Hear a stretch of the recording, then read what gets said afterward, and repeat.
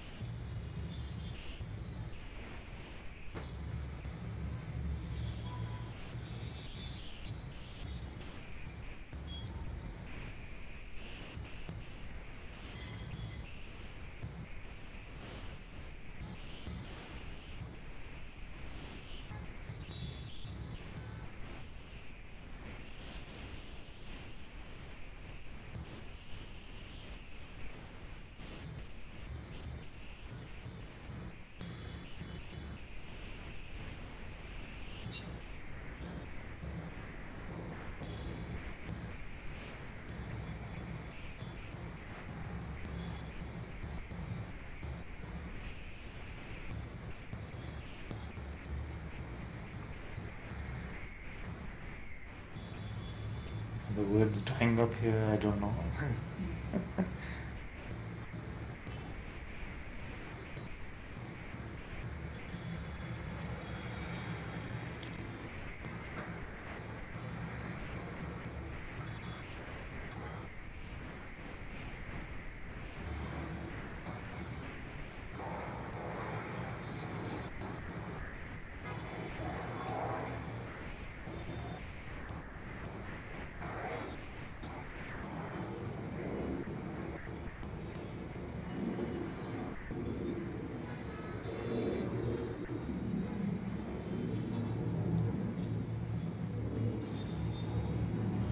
You had to ask me a question or something. I'll ask you a question. Reading Maharaj's book, Yes. Someone asks him about time, and he said, you think the clock strikes several times, but really it only strikes once. And it really touched me. Yes. It really touched me. Just could you elaborate? Oh. Why it touched me so strongly? Elaborate. In time to elaborate or? About time, because it just about that it only strikes once. Yes. So let's not say I'm elaborating. No. Suppose No. Suppose you were to pose it fresh. Yes. Because I don't feel like I should say I'm elaborating on Maharaj's No. words. Because it might sound a bit different, that's why especially.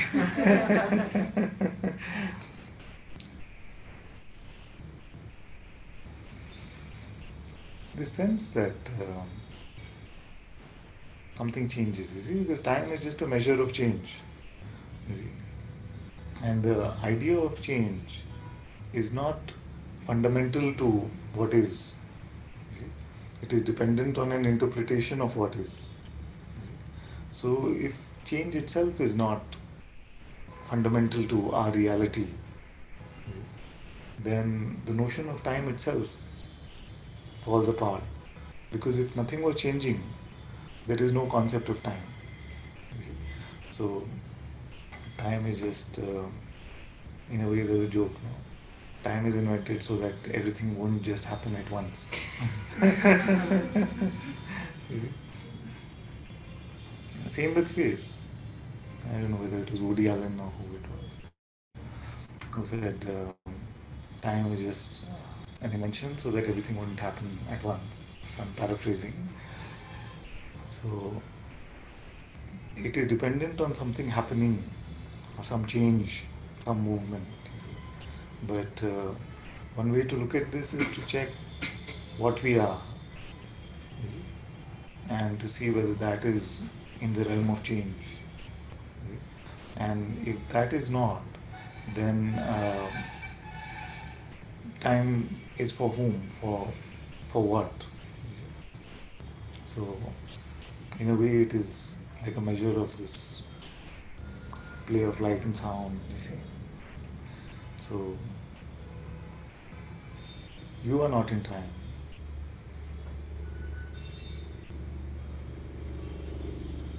Time is just an idea in you. You see, nobody has ever met this time.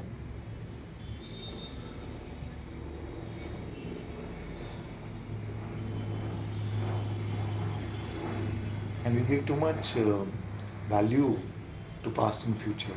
You see. But they are not objects, they are not even tangible objects, you see. It's like the sage was saying, these things that are here now, are they going to die into the past or are they here to go into the future? And shows that it is meaningless, the whole construct. So, if it is, if you are not in time, you see, and like the other day we were asking, you cannot even place a location to where you are. So, this apparent appearance of time and space does not apply to you in reality.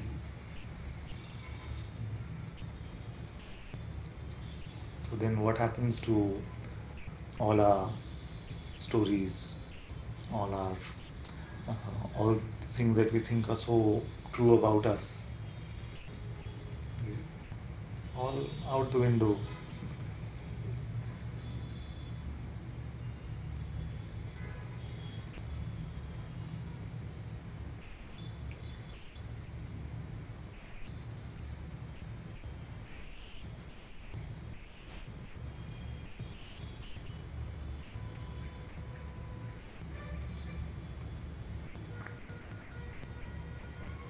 So even the notion of like once is actually in a way in time, you see, because it is open to the possibility of more or less, like none or two, both are possible.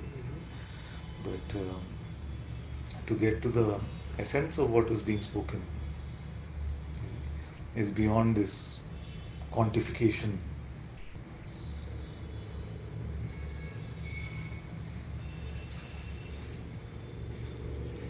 Beyond even time, even duration and timelessness. Okay? Otherwise, what can happen many times when it's a popular notion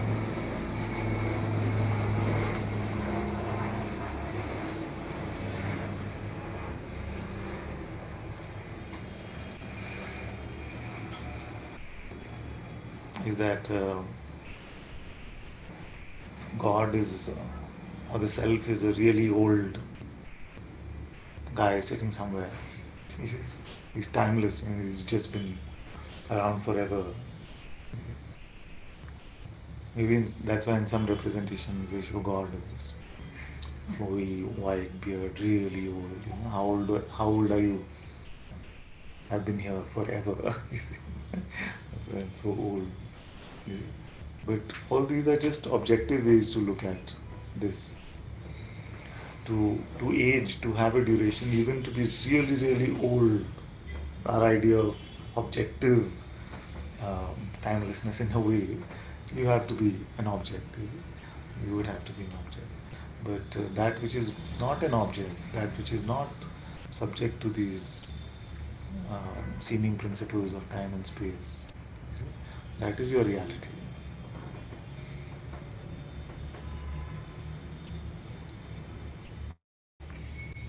So something happened, it's now an experience, but with this kind of recognition of Yes. something, I Yes. don't know what it was, Yes. kind of, I don't know, maybe it sounds strange, but then there was a kind of like a, I internal sense of prayer or Yes. something, and then a sense of expansion. So Yeah. then the mind came in and said, "Okay, now you're now you're in space." It's I don't know, I can't really put it into words, but yeah, and then there was just a sense of eternal prayer or something. Yeah.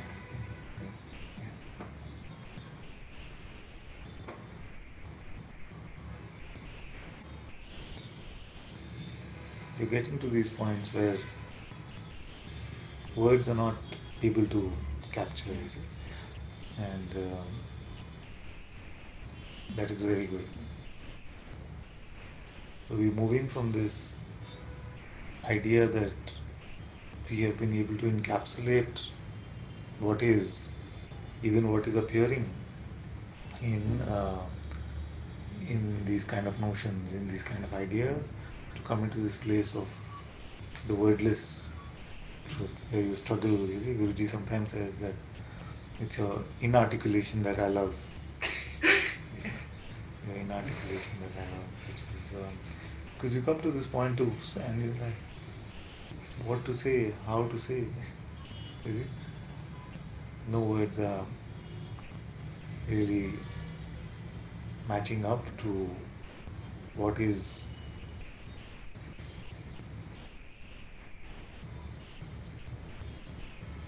So this ineloquence actually is very much symptomatic of going beyond this like objective idea of ourselves.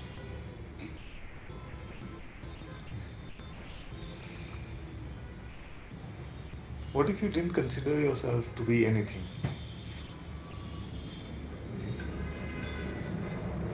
In Advaita, what can happen sometimes is that we go from considering ourselves to be a limited object to considering ourselves to be nothing. And then we have this idea that I'm just like nothing, like an empty dark room or something like that. Or even the idea of just space. There is spaciousness experience, but you are in that space that you can check.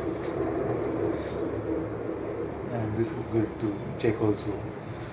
See, because many times a sense of spaciousness is experienced, you can also see whether you are that space. And it can feel very intimate. And then the mind will give you an idea, but no, I'm not even that space, I'm nothing. You see, but even in that saying that, you're considering yourself to be something which is that nothing. How many don't follow?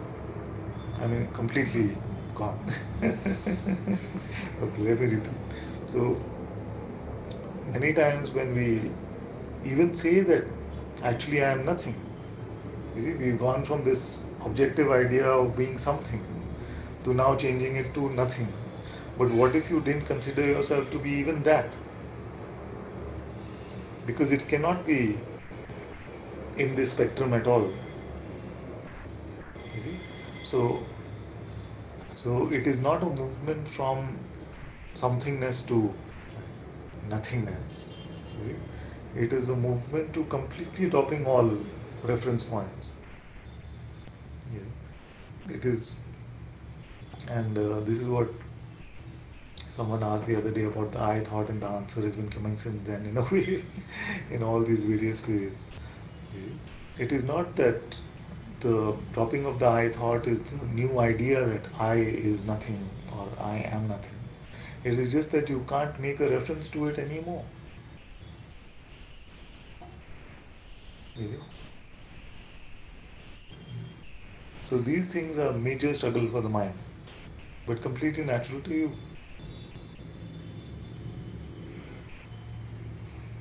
So if you feel like it's a bit of a struggle, in a way it is good, but in a way it also shows you look, yeah, in another way. Look at the problem in another way if it is a problem. Like if it seems completely confusing to you that I have to be something or I have to be nothing, you see, and you're not able to solve this like puzzle, then look at it another way. Look fresh. Is it possible that you are neither something nor nothing?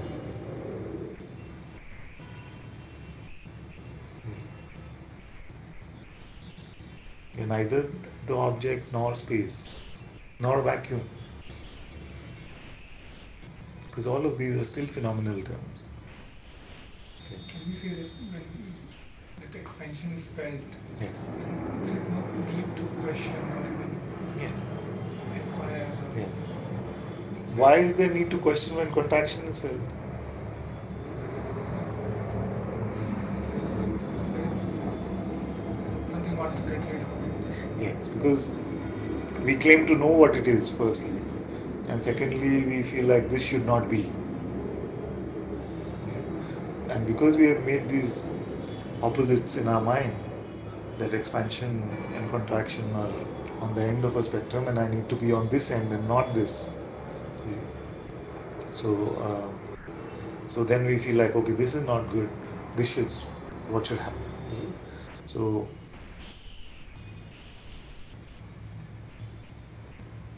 have you ever seen a report from any of the sages like Guruji or Bhagwan or any of them saying, okay, today a lot of contraction was felt here, so I was just, eh, therefore I was just trying to get rid of it by doing the inquiry or something like that. It is not like that. You see? We come to the loss of all our certainties and we're not even labeling something as contraction and expansion. You see? You are not so concerned now about what states. That which can appear and disappear is part of the phenomenal appearance. All states are part of phenomenal appearance. You see.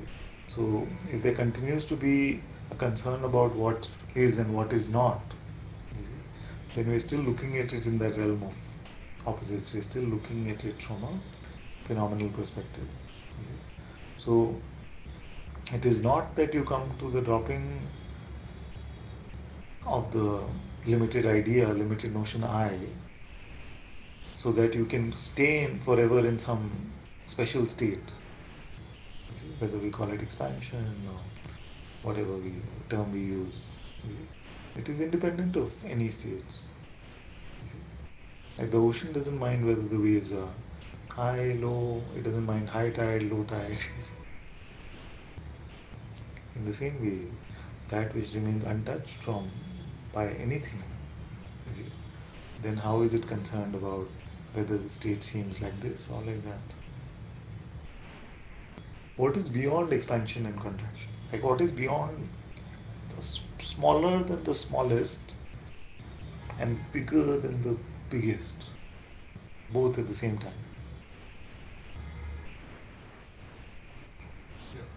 Here. Here. Here is spatial term here.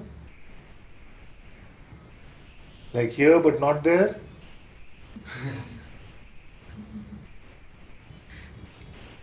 You see, and I'm not picking on words. I'm just looking at all our references and not allowing you to locate yourself in them. You see? Because sometimes you can just say, so what is really true? And you heard this in Satsang often. So you can say, all I know is that I am here. You see? And uh, from one perspective, yes, it's a very beautiful pointing in that way. And yet, many times you may get stuck with the idea of some sort of like physical here-ness. That there is some particle called I which is just floating around in this space or something. I'm just here. You see? As what are you here?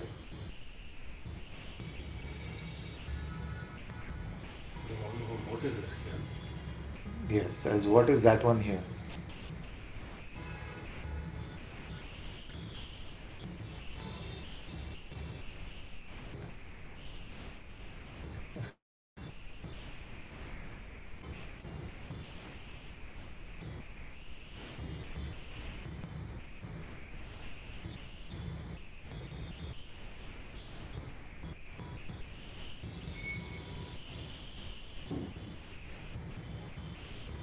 It's like every time you try and describe it, it's away from.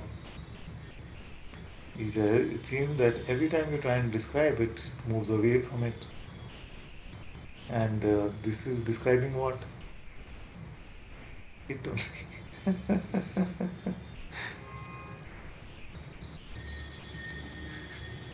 Even the description, that every time you try and describe it, it seems to move away from it, is a description of it, no?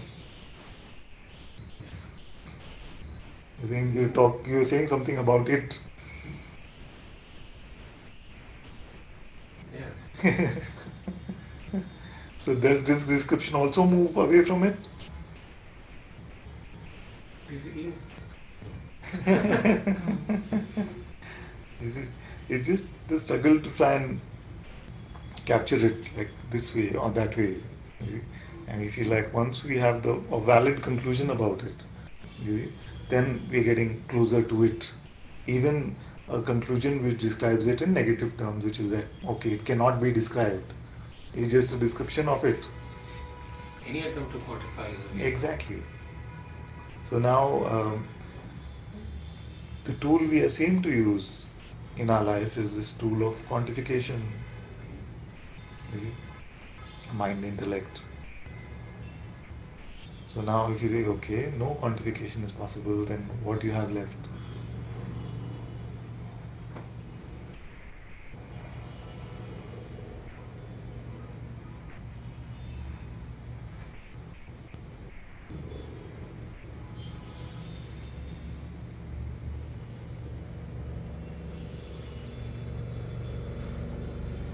So we're saying that cannot be described either positively or negatively. Then if you say it's an experience, it's still not. is it an experience?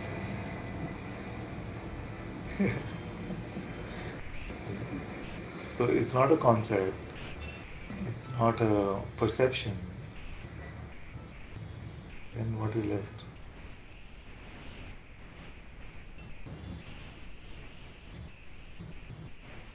How is it known?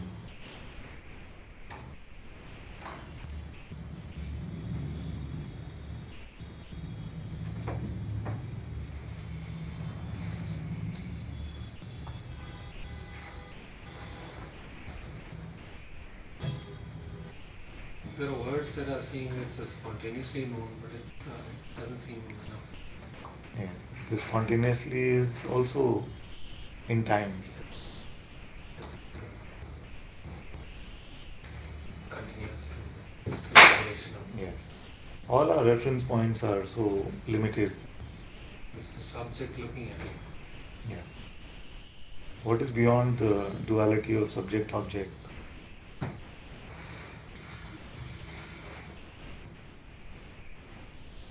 Because the idea of the subject object relationship is still within time and space.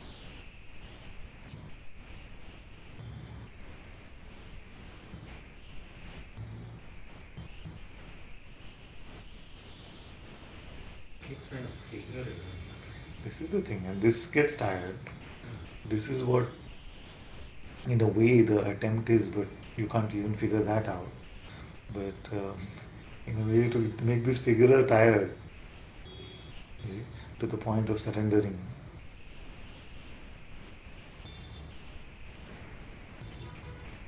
Anything we have been able to figure out.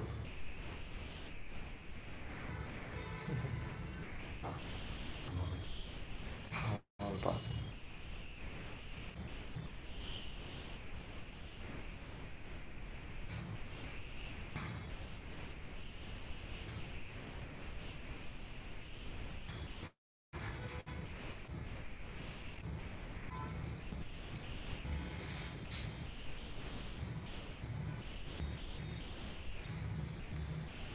Father Ramana Maharishi recommended sattvic food.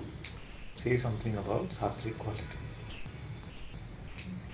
It's good, whatever Bhagwan recommended is sattvic food is a good idea. I was just looking at that green juice anyway. I don't mind the sattvic food actually. I love salads and just light. And although I do like my dessert and things also, but if somebody said to me I have to live on fruits, vegetables, juices, these kind of, and even like some healthy, I don't know, millets or something like that, be okay. I won't be jumping with joy about the millets part. It's fine. Sattvic food is good. It's good. But really, in my heart here is to speak more about what is beyond these gunas, tamas, rajas, sattva, what is untouched by any of these qualitative or quantitative plays in this world. But if someone was to ask me specifically like this, that is it in the context of the world play, what is the best food choice? Of course, sattvic food is good. Sattvic everything is good. Sattvic lifestyle is good.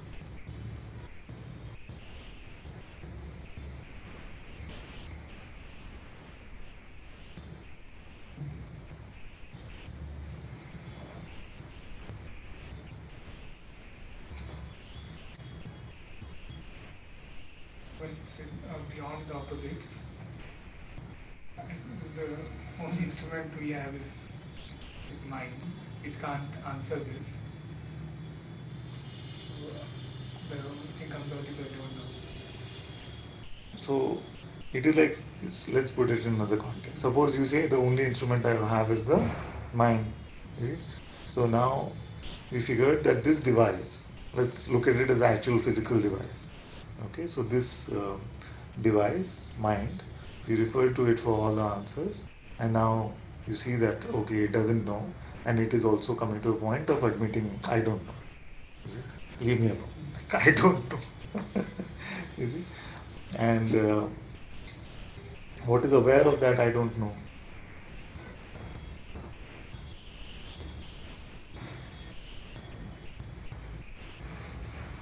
You see? So if the mind came and said that there is nothing which is aware of the I don't know, or that there is something that is aware of the I don't know, can you put that which is aware into any of this description? The one that is looking at the device, is that something or nothing?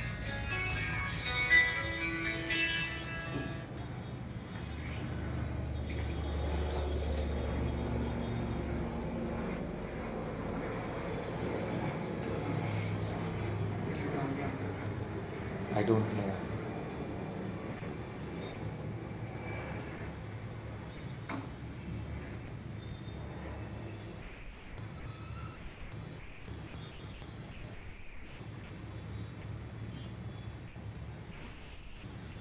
You don't know that there is a awareness of this, or what don't you know?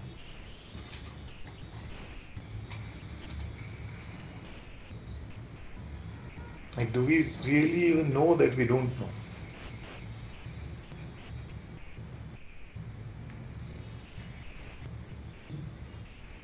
Because this I don't know also can be a very good resting place for the mind.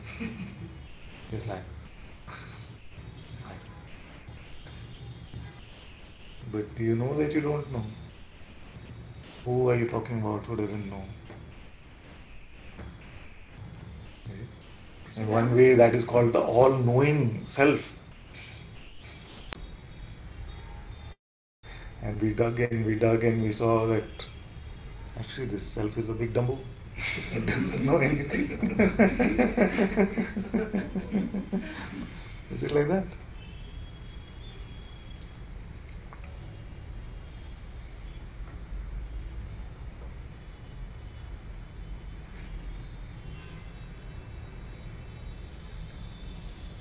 So I think our way of knowing what we say is no Our reference point is that only. Yeah. No, like anything. Either conceptually or perceptually. And then if it is beyond these two, it seems to be like we label that as not known.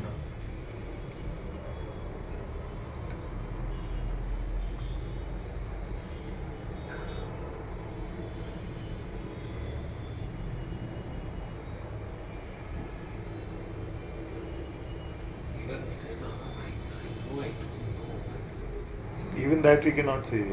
All I know is that I don't know. Many have said, and very wise ones who have said this.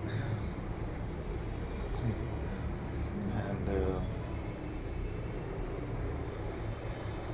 it's nothing fancy to apply that same I don't know on that also. So it's not a thing. But I'm saying that really what they're saying is that they're empty of this conceptual baggage. You see? Empty of this conceptual baggage. And we feel like if we are empty of this narration, interpretation, or idea of what is easy, then we are lost. So this is the idea that we are examining. There's immediate fear. You know that? He says there is immediate fear that comes. You see?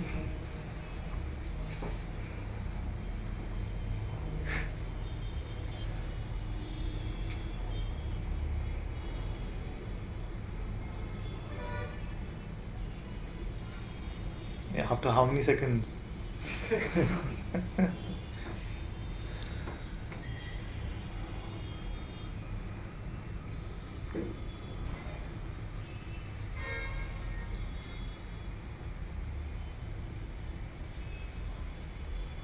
And the mind will complain in these kind of questions because it can feel like, what does this have to do with spirituality or God? And we can rest in the seeing that in the middle of the mystery of Shiva, at the heart of it, it is chapter 26 of the Ribhu Gita. And all of this is what is being shared.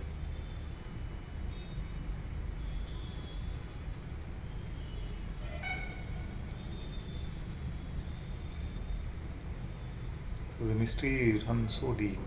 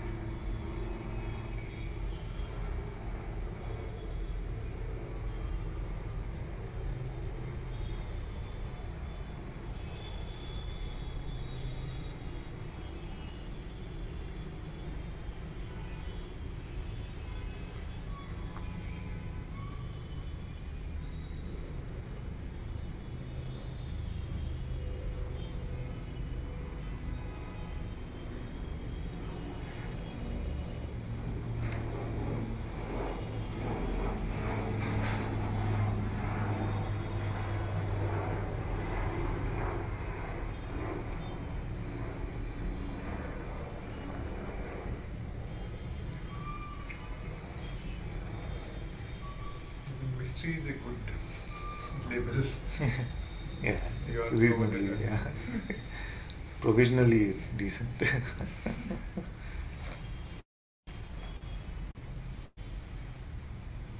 It's a good metaphor. You see. So we start off like Sherlock Holmes, looking for the self.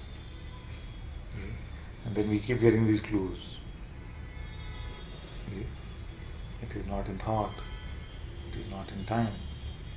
You see. It is not a perception. These are the clues that you are getting as Sherlock. You're looking for the self. It does not come and go. It is the unchanging.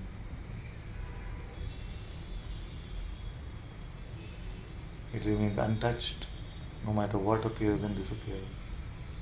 We one time made a list of 14 clues that were present in the Ashtavakra Gita after reading the Ashtavakra Gita. So now you are Sherlock Holmes.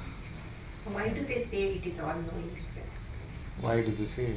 Because you shouldn't have any doubts Huh? about anything. Huh? At least you shouldn't have any doubts At about least anything. I should not have. Any At least doubts I about should. anything. You should, everything should be clear to you. Everything. But what if I say nothing is clear?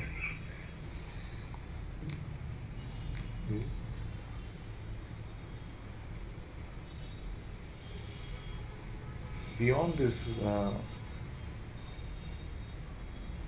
clarity and confusion is your home.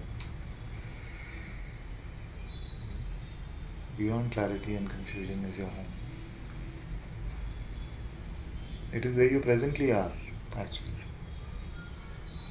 Just dreaming that you are between these, in this duality.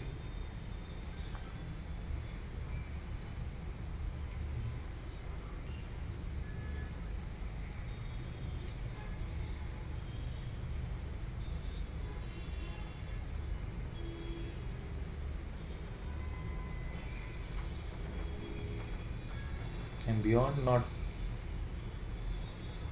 beyond.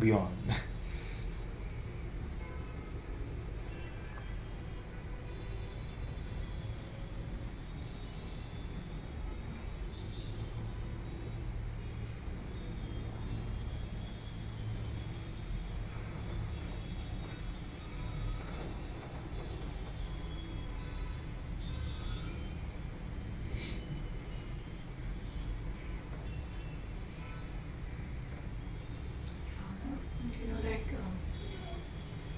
maybe in a previous satsang where you were saying there's no distinctions, and so yesterday I was doing this transcript, and you know, like you're just doing this transcript of no description where you said, okay, in your inherent experience, can you say, you can't even say Brahman or self or consciousness, or if you did not make a distinction. Yes. I was like, you know, I mean, in transcribing that or doing it, or like having the taste of not making,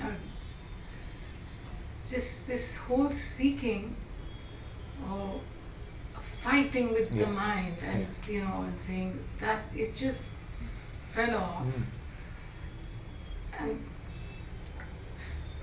I mean, but the one thing which, I mean, if something comes up, is like that one stick we say, okay, don't make a distinction, you know, and then it just, I mean, I want to celebrate or say, but it's just that whole feeling of not having to fight with the mind Yes. or make a conclusion, or Exactly. even if it did make a conclusion, it doesn't mean anything. Yes. It just didn't, it stopped meaning something that it made a conclusion, or it didn't make a Yes, conclusion, or it said this or that, or this way or that way, or Yes. whatever. And this, but somewhere down the line, then this question will pop up, but then who am I? You know, I mean, and then if I just let that also just be a sound, even just this question, if I just let it also just be another sound, it was also just gone off. Yes. You know, and you didn't doubt. I don't know what I'm saying, but I'm just saying that it was. It's like that, like he said, you just can't describe it in a way. The mind can't find a me, and you can see that it's trying to find a me, but it's not. I just don't want to go. You know, this again, every time you say anything, I just don't want to. It's also that if you just say, this is just what a I want to habit. say. So in your, like, when you're just being, observing, or not even observing as such, or like it was just happening of itself. But I find that when I have to like now interact with something or the other. Like, you're like in a dynamic way, picking up the water or tasting something or doing something or interacting with something. It seems that there, there seems to be an I which, I mean, then you're not actually thinking. I don't know how to explain it. Like when you're not. Lost me on the second part. When you're just when You're drinking water. Then what happened? then it seems like there's an I who's doing it. Okay, that's only when I think about it. When I'm doing this, there's no thinking about it. You're just doing it. Yeah. So who is that one that just comes when you start thinking about it?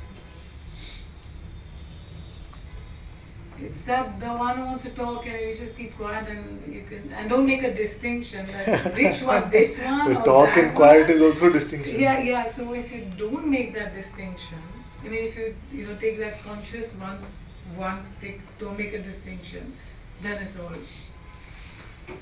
right. A lot of distinctions even in that one. I don't know, but maybe it's So just you premature. took the thorn Yeah. and distinctions fell apart. Yeah.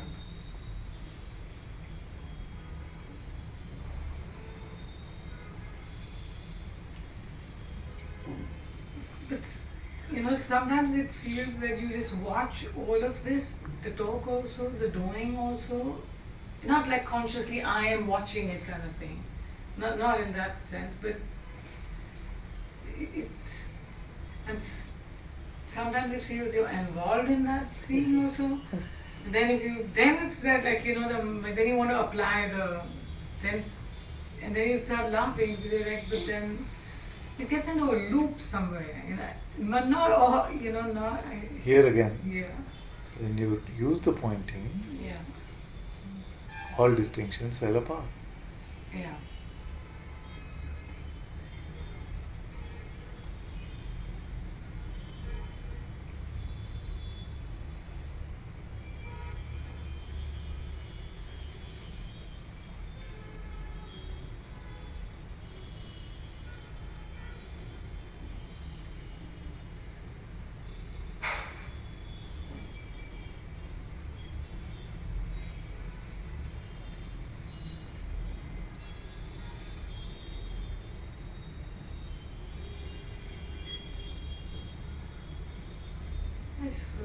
It's this distinction of doing and not doing is also another silly thought. Yes. Distinction. Just a it's notion. This or that.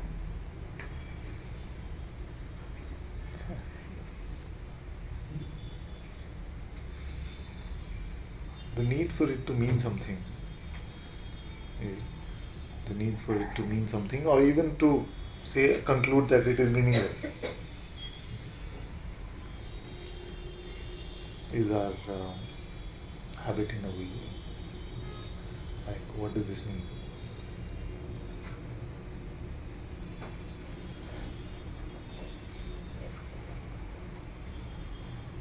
There's a subject affected by that. There was? There's a subject always affected by that when you say mean something. Yeah. And I is affected.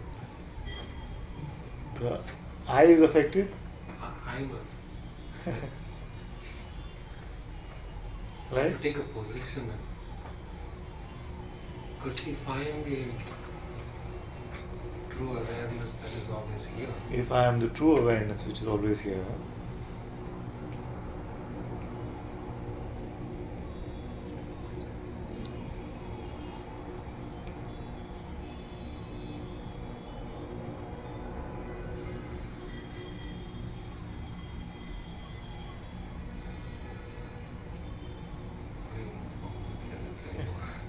I would not be able to either. As I was also waiting what's going to come after this.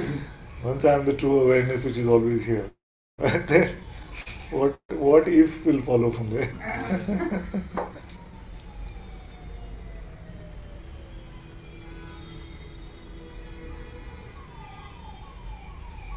When we are empty of ignorance, then truth is naturally present.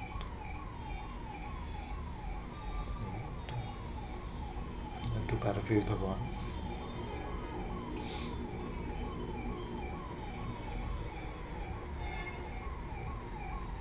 You see? And this is exactly the same as saying that all things are perfectly resolved in the unborn. You see? It may not sound the same, but it's exactly the same.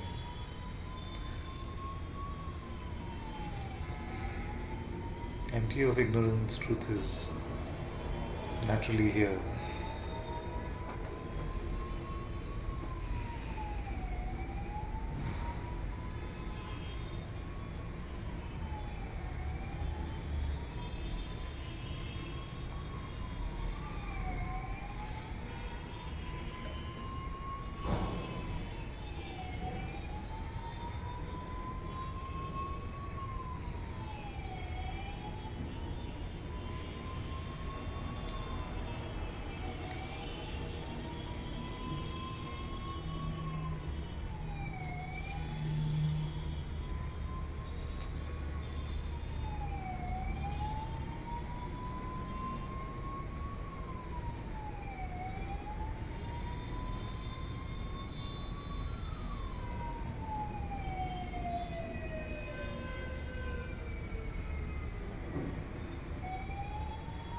So, what is here?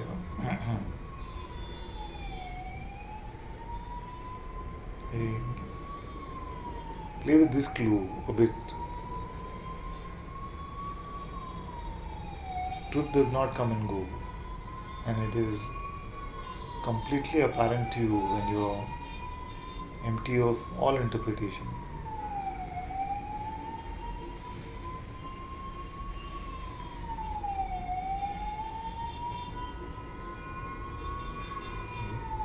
Empty of all emotion.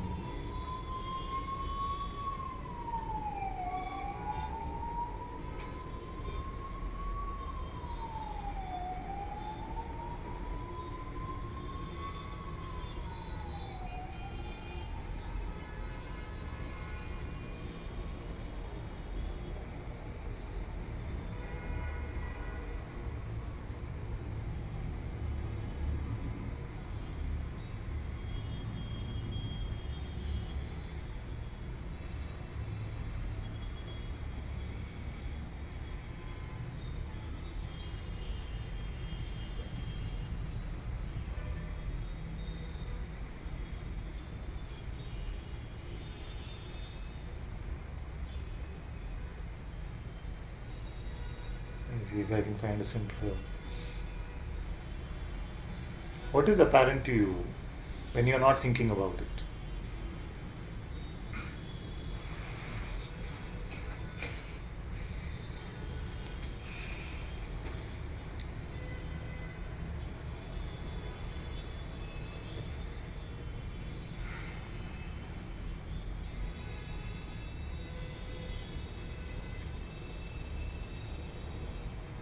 You are is apparent to you, whether you think about it or don't think about it. I mean,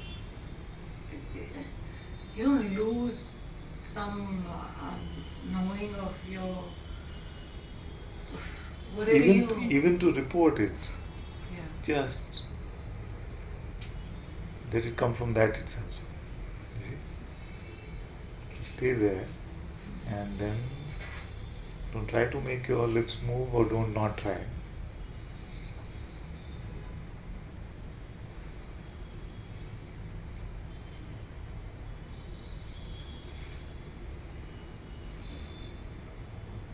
Empty of notion, intention, all these.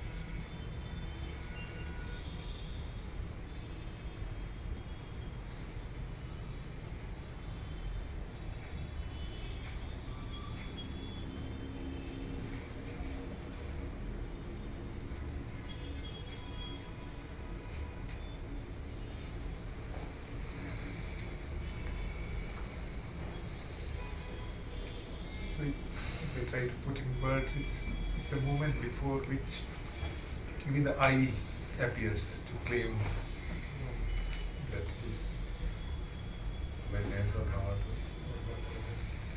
And when you say I appears, what is it? What does it appear as? As kind of appearance itself, that to say that I exist, or In the saying itself, it is Saying is- inherent. yeah, I think that not saying as in saying in words, but the feeling, The or sense of sense of the I exist. doership, or sense Yeah, of existence-ship. existence.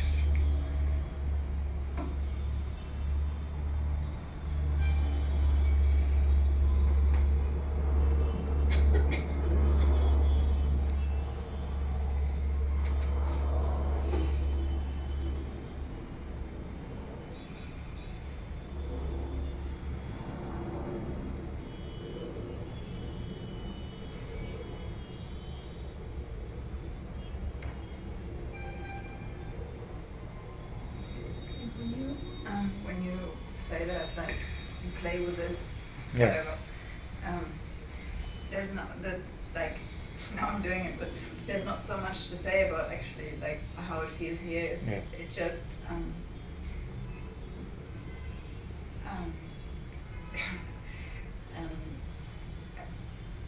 everything that could come up, like every thought, whatever, it's just dismissed in a way. It's just not focused on, and just then there's a knowing, and maybe it's just an illusion, I don't know, but just a sense that that's not all there is. There's something apart from all those manifestations. I All think. those thought constructs. Yeah, Okay. manifestations, like everything that we could speak about. Okay. I think that's like how it feels here. Yes. And it's just pointing to something that there might be something more than that. You know, like Yes. I don't know how to say Yes, it, and yes. more I can't really say. Yes.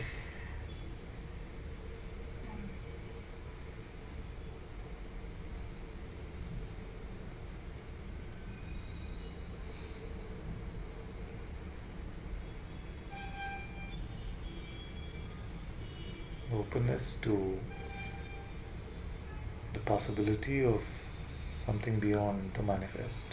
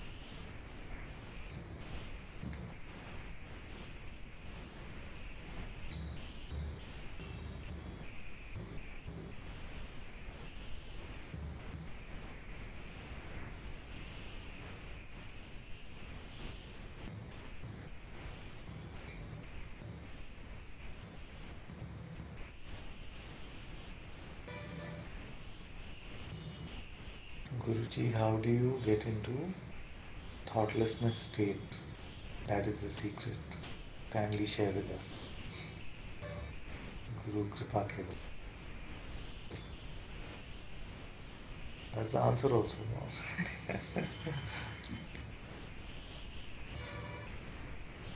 If Guru Kripa is Kevala, then all how-tos are Guru Kripa.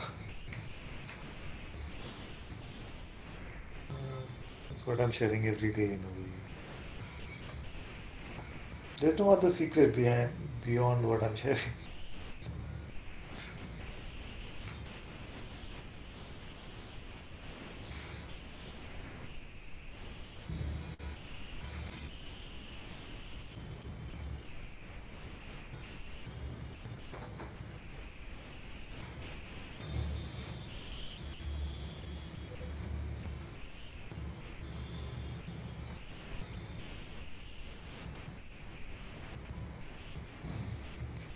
Bhagwan Shri Ramana Maharishi spoke about Manonasha.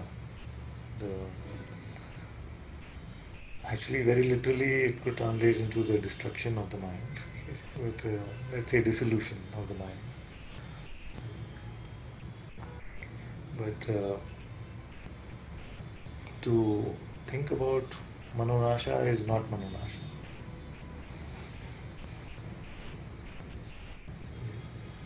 If you just keep saying, I want the dissolution of the mind, I want the dissolution of the mind, that is it, then that is mind itself.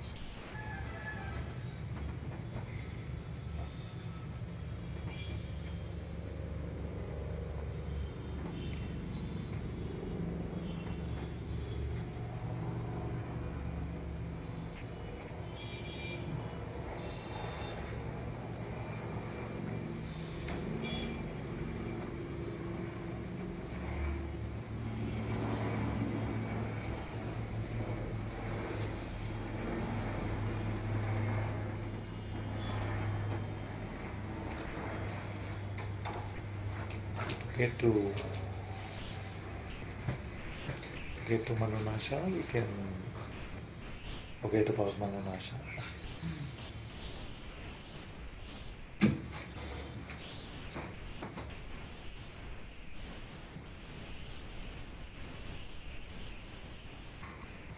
Thoughtlessness is also just a thought.